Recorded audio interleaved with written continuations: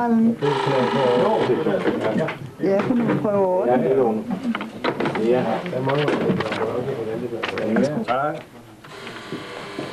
Ja, det er jo til, at fjernvarme på nede i Vinskade. Ja, det er politisektoren. Det skal jeg lige se, hvad vi kan gøre. Ja, det kommer til at knive, hvor vi har så hårdt, at vi har